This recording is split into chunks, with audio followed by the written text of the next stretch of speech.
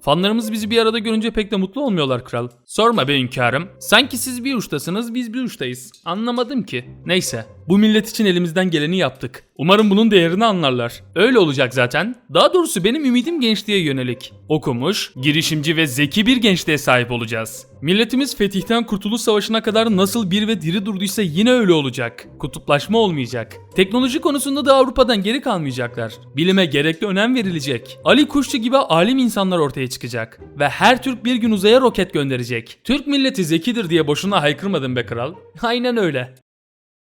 Umarım. Burası Türkiye. Kültürlü, zeki, zengin ve mütevazi insanların ülkesi. Burada yaşıyorsanız büyük ihtimalle sabahın köründe işe gitmek için uyanıp metro kovalayan yorgun insanlardan biri değilsiniz. Ay sonu kirayı denkleştirmek için midesini sırtına yapıştıran emektarlar gibi hayata karamsar bakmıyorsunuzdur. Ya da 3 öğün salçasız ve tuzsuz çaydanlıkta pişirilen makarnaları yiyen öğrenciler değilsiniz. Kısacası Türkiye'de hayat çok güzel.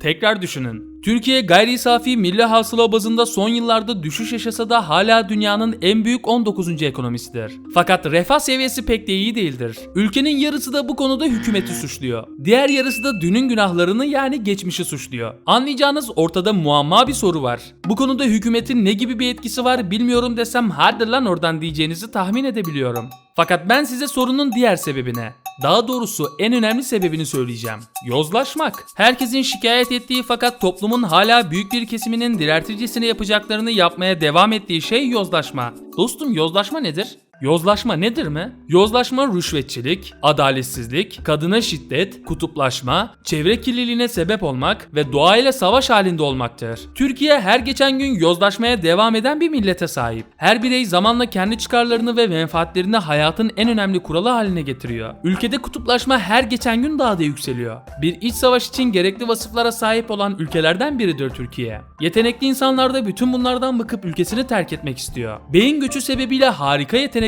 yurt dışına göçüyor. Özellikle genç yaş grubu ülkeden tamamen umudunu kesmiş durumda. Bırakın yurt dışında okumayı, oraya yerleşip orada çalışıp kalıcı bir yaşam sürmeyi istiyor. İşin ironik olan tarafı ise ülkede 206 üniversite mevcut fakat işsizlik hızla artmaya devam ediyor. Okuyan çok fakat işveren girişimci yok. Mevcut girişimcilerin büyük bir çoğunluğu da okumamış olan vatandaşlardan oluşuyor. Ulan bunda bir gariplik yok mu dediğinizi duyar gibiyim. Kısacası ülkede nitelikli donanımlı insanlar yetişmiyor. Her şey ezbere dayalı. Bundan kurtulmak gerekiyor. Eğitimde eşitlik ve kişiye göre eğitim sisteminin benimsenmesi lazım. Sistem insan seçmemeli. İnsan sistemi seçmeli. Çünkü sistemi var eden zaten insanlar. Yani demek istediğim her birey yetenekli olduğu alanda eğitim almalı. Böylece her genç yaptığı işi severek yapacak ve ortaya harika işler çıkacak. Ulan bunu da biz mi söyleyeceğiz dediğinizi de duyar gibiyim. Ama sakin olun dostlarım. Demem o ki ülkenin eğitim sistemi rezalet bir durumda. Sistem resmen insan seçen, kayıran, kutuplaştıran bir sistem. Yani yozlaşmaktan da öte asıl sorun eğitim. Eğitim olmadığı için üretim de olmuyor. Üretim olmadığı için de sadece tüketim ortada kalıyor. Sadece tüketim olduğu için de ülke ekonomisi dışa bağımlı oluyor. Dışa bağımlı olunca ne oluyor diye merak ettiğinizde de adım gibi eminim. Dışa bağımlı olunca da bunun gibi lavuklar keyfine göre ülke ekonomisini domine edebiliyor. Yani anlayacağınız ayvayı yeme durumuna düşüyorsunuz. Yani durum beterin beteri. Haha dostum. Lanet olsun. Boşuna mı kefereyi tarihe gömdüm? Peki ya Yunan'ı denize döken ben? Şu an acayip kötüyüm. Moral sıfır. Moralimizi düzeltecek bir şey biliyorum. Nedir? Yusuf Kayalp videosuna like atmak.